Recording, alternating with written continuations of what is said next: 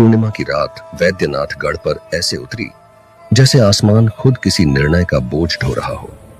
चांद पूरा था, असहनीय रूप से उजला। उसकी रोशनी महल की दीवारों से टकराकर लौटती थी, मानो कुछ स्वीकार करने से इनकार कर रही हो। मंदिर के द्वार खुले थे, हवा स्थिर थी, लेकिन भीतर कुछ तड़प रहा था। वीरभद्र नंगे पांव पत्थरों पर खड़ा था, हाथ में वही तलवार जिसने न जाने कितने जीवनों का अंत देखा था। आज पहली बार उसका वजन असहनीय लग रहा था। अब भी समय है। भीतर से वही परछाई फुफकार उठी, राज्य तुझे चाहिए, शक्ति तुझे चाहिए तो पीछे हट जा। वीरभद्र ने आंखें मूंद ली।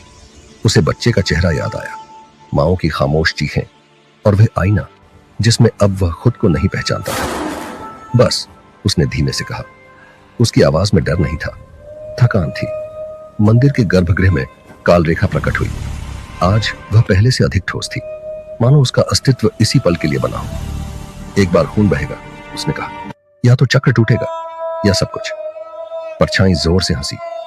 फर्श पर वीरभद्र की छाया उभरी, अब पूरी देह के साथ। वही चेहरा, वही आंखें, बस उनमें दया नहीं थी। मैं ही हूं राजवंश, दानव गर्जा।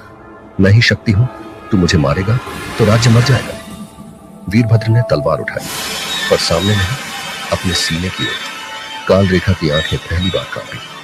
यही रास्ता है, वह फुसफुसाई। पूरा महल कांप उठा। घंटियां अपने आप बजने लगी। परछाई चीखी, ऐसी चीख जिसमें सदियों का लालच था। तू सब मिटा देगा। वीरभद्र मुस्कुराया, कमजोर मगर सच्ची मुस्कान। नहीं, उसने कहा, मैं पहली बार कुछ बचाने जा रहा हूं। तलवार चमकी, चांद बादलों में छिप गया, और जैसे ही रक्त की पहली बूंद जमीन पर गिरी, परछाई चीखती हुई टूटने लगी। मंदिर की दीवारों पर उभरी सभी आकृतियां जलकर राख बन गईं। सुबह हुई। वैद्यनाथगढ़ जीवित था, लेकिन राज सिंहासन खाली था। लोग कहते हैं, कभी कभी पूर्णिमा की रात मंदिर में एक दीप अपने आप जल उठता है और हवा में किसी की धीमी आवाज गूंजती है। शक्ति का सबसे बड़ा मूल्य खुद को खोना नहीं, खुद को रोक पाना होता है। आगे की कहानी देखने के लिए देखिए अगला भाग। लाइक, सब्सक्राइब और शेयर करें।